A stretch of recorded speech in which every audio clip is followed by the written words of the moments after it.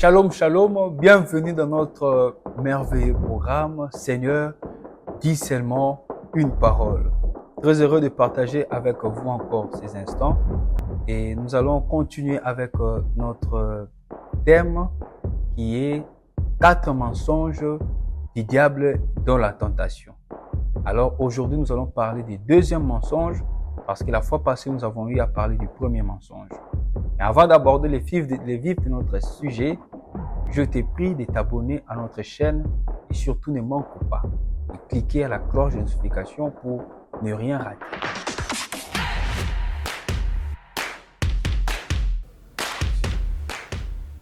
Très heureux de partager avec vous ces moments de partage. Vraiment que Dieu vous bénisse de partout où vous nous suivez ou partout où vous êtes connectés pour se joindre à nous. Que Dieu vous bénisse abondamment. Eh bien, aujourd'hui, nous allons parler du deuxième mensonge du diable dans la tentation. Deuxième mensonge du diable dans la tentation. La fois passée, nous avons partagé autour du premier mensonge qui était que dans une tentation, le diable te fait croire que c'est très facile d'être pardonné si tu pêches. Et après avoir péché, le même diable revient pour te faire croire que c'est difficile d'être pardonné. C'était le message que nous avons partagé la fois passée, qui était le premier mensonge. Et le deuxième mensonge que nous allons partager aujourd'hui, c'est que dans une tentation, le diable te propose ce que tu es capable de faire ou ce que tu as déjà, car il ne propose rien. Dans le deuxième mensonge, nous allons voir que dans la tentation, le diable te propose ce que tu es capable de faire ou ce que tu as déjà, car lui ne propose rien du tout. Mais avant, j'aimerais que nous puissions revenir dans la définition de la tentation. La tentation est un mouvement intérieur qui excite l'homme au mal ou au péché. La tentation est un mouvement qui excite l'homme de péché. Nous avons vu l'autre fois, de Matthieu 15 au verset 16, la Bible dit, c'est pas ce qui entre dans la bouche de l'homme qui suit l'homme, mais c'est ce qui sort et ce qui suit l'homme. Donc, on comprend que la tentation est un mouvement qui est d'abord intérieur, qui se passe d'abord intérieur. Donc, la tentation du diable est alimentée par ton intérieur. C'est pourquoi la Bible dit même, garde ton cœur plus que toute autre chose, car de lui proviennent les sources de la vie. Mais qui sont les acteurs de la tentation? Pour rappel, nous avons dit que le diable était le premier acteur, car c'est lui qui veut à tout prix te séparer de Dieu, te séparer de ta destinée, te séparer des promesses de Dieu. Et les grands acteurs, nous avons dit l'autre fois, que c'est toi-même qui es le grand acteur dans une tentation. Pourquoi? Parce que le diable n'impose pas. Le diable n'impose pas car il est incapable de t'imposer les choses. Si Dieu, ton créateur, ne t'impose pas, mais il propose, à combien plus le diable? À combien plus le diable? Donc le diable n'impose pas, mais il propose. C'est à toi, selon tes désirs, les désirs de ton cœur, de te pencher ou pas selon la proposition du diable. Et comme dans la précédente vidéo, nous avons dit que c'était impossible d'empoisonner une personne dans la nourriture qu'elle n'aime pas manger. Donc le diable ne peut que t'empoisonner, quelqu'un ne peut que t'empoisonner dans ce que tu aimes manger, dans ce que tu désires manger. Si tu aimes des filles claires, laisse-moi te dire que le diable n'enverra que des filles claires pour te séduire. Voyez-vous? Et si tu es amoureux de l'argent, laisse-moi te dire que le diable utilisera l'argent pour te séduire. Si tu aimes convoiter, et le diable t'utilisera pour jalouser. Donc le diable n'utilise que ton désir, le désir de ton cœur, pour te faire tomber dans une tentation. Alors, dans le deuxième mensonge, nous avons dit que le deuxième mensonge du diable dans la tentation, c'est que le diable te propose ce que tu es capable de faire ou ce que tu as déjà, car il ne propose rien. Nous allons le voir dans Matthieu 4 au verset 3.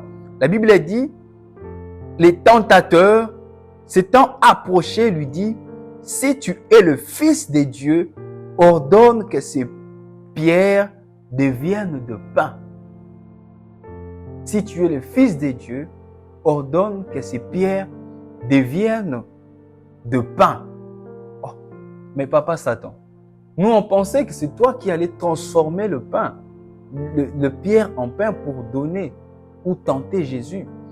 Mais le diable s'appuie en la capacité qu'avait Jésus de transformer le pierre en pain. Le diable n'est venu s'appuyer ou soit tenter Jésus selon ce qui était déjà capable. Laisse-moi te dire que si tu te sens tenté, tu es face à une tentation, à une situation, laisse-moi te dire que tu en es capable. Si tu es séduit par des hommes riches, des hommes élevés en dignité, laisse-moi te dire qu'effectivement, selon le plan de Dieu, tu es capable de conquérir le cœur d'un homme élevé en dignité. Si tu es tenté de détourner des millions, laisse-moi te dire, oui, selon le plan de Dieu, selon les desseins de Dieu, tu as la capacité d'entreprendre et gagner des millions. Si tu te sens, tu es en face d'une situation où tu dois corrompre quelqu'un, laisse-moi te dire, selon les capacités que Dieu a déposées en toi, eh bien, tu es en mesure, sans pour autant corrompre, de convaincre une personne, de convaincre cet entrepreneur, de convaincre ses PDG. Voyez-vous, tu n'as pas besoin de corrompre. Et si tu vois une tentation venir dans ce sens, laisse-moi te dire que bien effectivement, selon les capacités que Dieu a déposées en toi, tu as la capacité de le faire. Le diable dit à Jésus, si tu es fils de Dieu, ordonne que ces pierres deviennent de pain. Le diable lui-même, il n'a pas transformé ces pierres en pain, mais il s'appuie en la capacité qu'avait Jésus de le faire. Et le Seigneur m'envoie te dire qu'en ce second semestre, il y aura des tentations qui viendront dans ce sens pour voler, pour détourner de l'argent, pour être séduit par une femme, par un homme. Et Dieu te dit, effectivement, tu en es capable.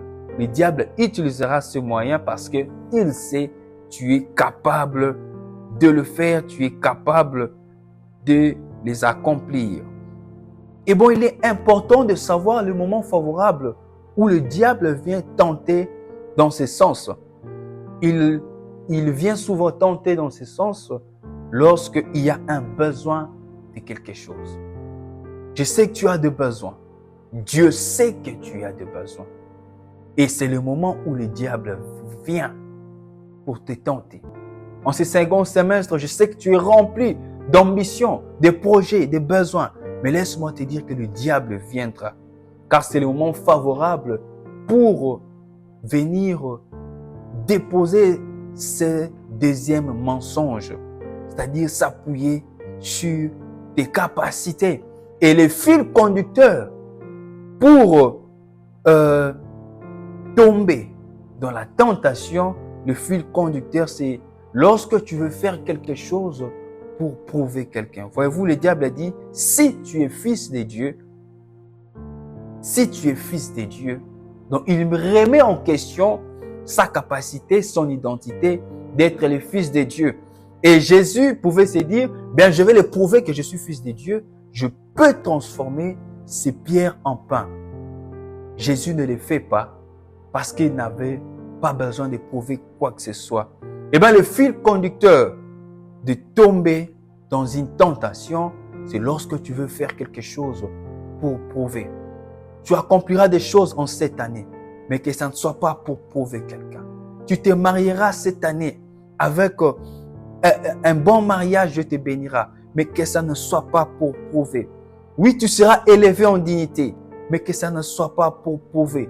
Oui, Dieu te bénira avec des millions dans ce que tu entreprends, mais que ça ne soit pas pour prouver, car faire quelque chose pour prouver est le fil conducteur pour que le diable arrive à se fin dans une tentation.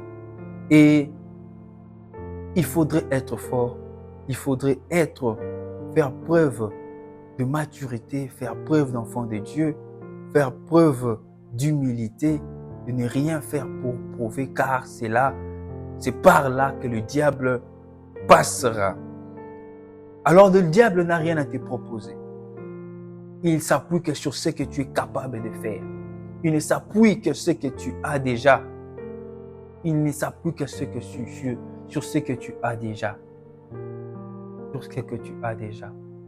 Voyez-vous, il y a des hommes qui courent derrière le féticheur pour gagner de l'argent. Pendant que Dieu a déposé en eux les capacités d'entreprendre, les capacités de travailler durement pour gagner honnêtement leur argent. Que le diable ne te trompe pas.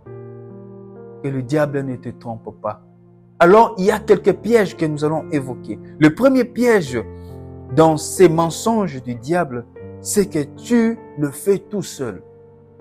Tu le fais tout seul. Quelles que soient les conditions qu'il peut te poser, tu le feras tout seul. Oui, pour gagner de l'argent, il faut sortir chaque jour à minuit pour, je ne sais, faire quoi que ce soit. Tu te réveilleras à minuit tout seul. Tu le feras tout seul, sans que le diable ne t'accompagne. Alors c'est un menteur. Le deuxième piège, c'est que tu souffriras tout seul. S'il faut faire des sacrifices, tu le feras tout seul. Le diable ne t'accompagnera pas. Il est un menteur. Tu perdras tout seul. Un autre piège. Tu perdras tout seul. Si Jésus avait accepté les propositions, il allait perdre tout ce qui lui a été destiné. Le diable ne perd rien, mais c'est toi qui perdras.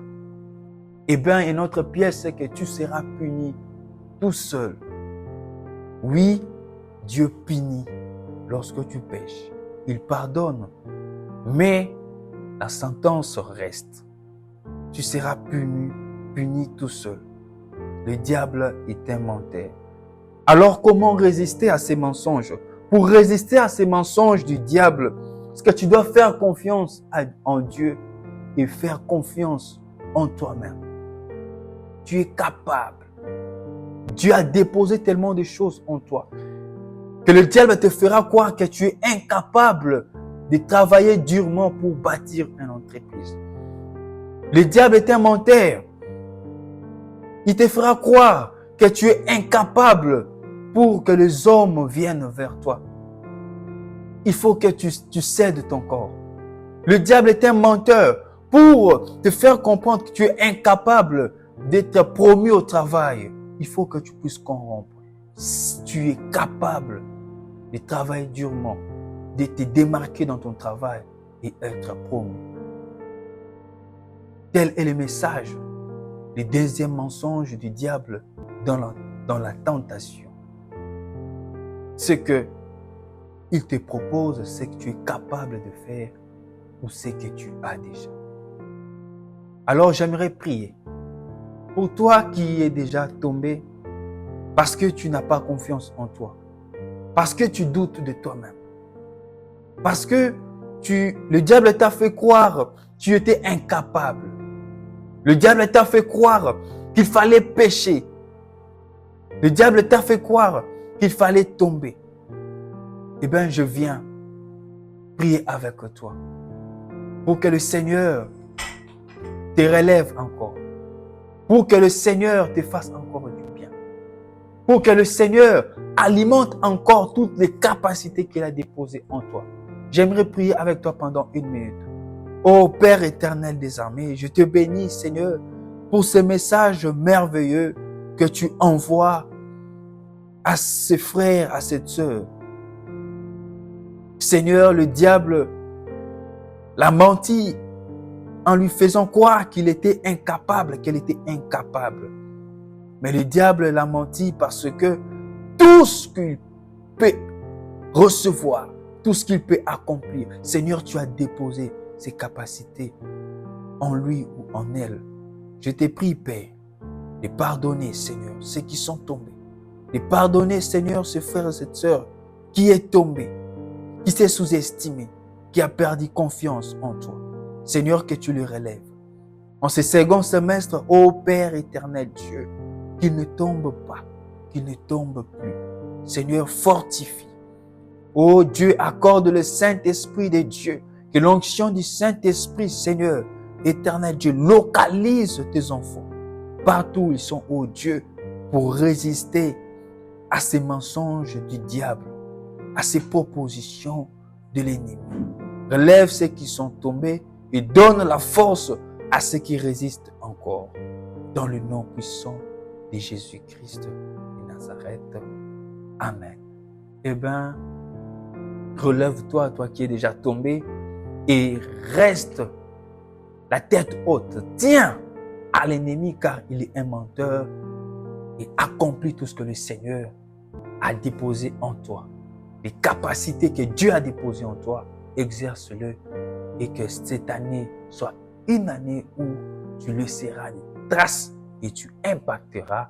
Que Dieu te bénisse.